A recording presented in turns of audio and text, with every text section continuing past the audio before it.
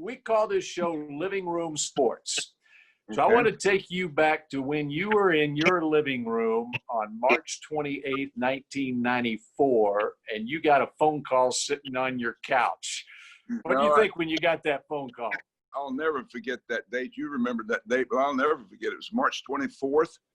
It was about 10:30 in the morning. I get the call.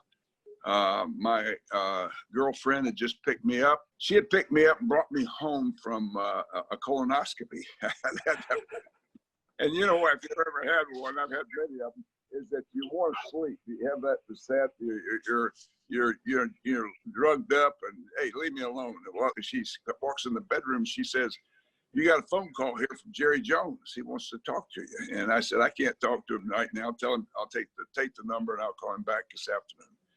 So that afternoon, about 3 o'clock, I slept all the rest of the day. And that afternoon, I called Jerry back. I said, "Hey, Jerry," and he says, we talked a little bit, and then he said, "You want to coach the Cowboys?" I said, "I didn't know the damn job was open." He said, "It was fixed to be open." I said, "Well, call me when the damn job is open then."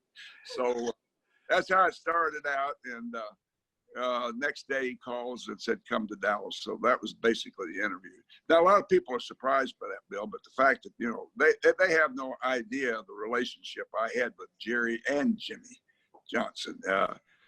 First thing I asked Jerry, I said, "Well, how in the hell could you two guys screw up this damn situation?"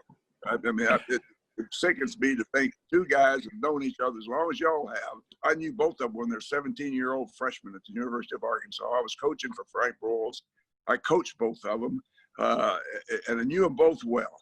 So when Jerry, he and Jimmy had the falling out, the divorce, whatever they want to call it, what happens is that my name popped in the national media right away, and because Jerry made some comments at that NFL meeting they had, I think, in the East Coast, and I know all the reasons why that happened, but he was upset with Jimmy and how he had, just, I'm not going to get into what their problems were, but anyway, I knew that I was on his short list. In fact, his short list was only two people. When he got the Cowboys, he only considered Jimmy and me.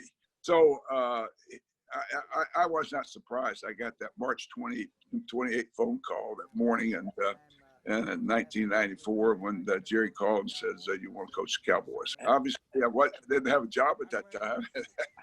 And I knew a lot of guys south of the Red. I've been recruiting down there for years, and done well. And we'd had a great run at Oklahoma. And so I knew most of the media when I got down there. I knew who was going to be for me and knew who was going to be against me. And that's why first meeting, I saw y'all stand. And I said, "As long as you be fair to me, I'm going to be fair to you." Some weren't, and I wasn't fair to them. I'm excited. I'm excited to be a Dallas Cowboy. Who wouldn't want to be a Dallas Cowboy? The Randy Galloways of the world, that first press conference, you came in with guns blazing. "We got a job to do. We're going to do it, baby."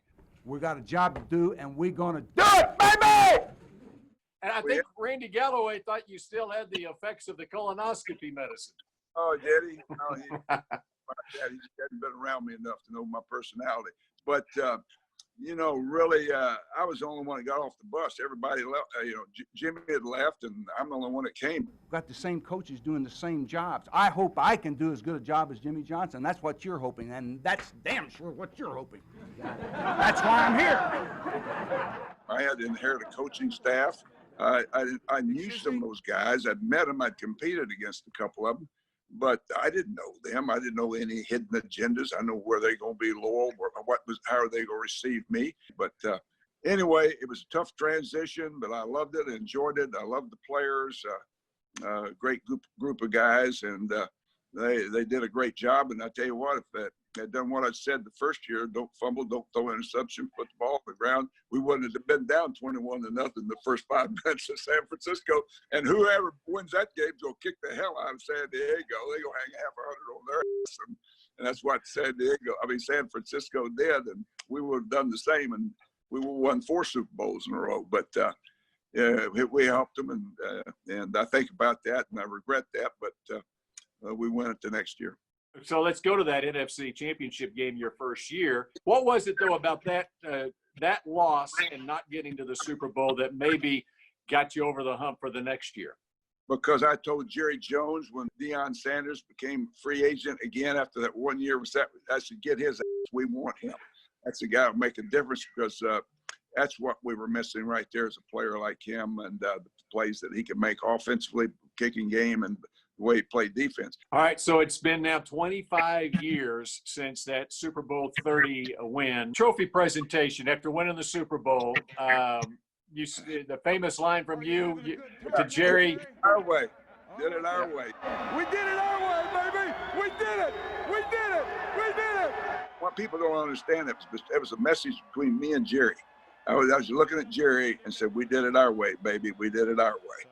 And the right way we did it is because Jerry was excluded for the last 2 years. He'd been excluded in everything he did. He never even went to the player side of the coaches, the dressing rooms or the meeting rooms or anything like that. Wasn't involved, wasn't invited. He didn't like the atmosphere that existed. And about the third week I was there, you'll love this, I did, is that the third week there, all of a sudden Dave Campo walks into my office and says, Coach, you know what? He said, Jerry Jones is really a neat guy. We really like the guy. He'd been coming to our meetings and sitting in there. Jerry in there just sits in the back of the room and listens. Jerry didn't know any football. He didn't know what the hell we were talking about, our structure of defense or offense, our terminology, what we're talking as a football staff. But he was a part of it now. He owns the club. He ought to be able to walk around anywhere he wants to. Well, I included him. He wasn't excluded. And Dave said, boy, Jerry's a hell of a guy. He says, you know what? We never knew what he's like. All the thing we ever heard is what Jimmy told us about him. So, because they were never associated with him.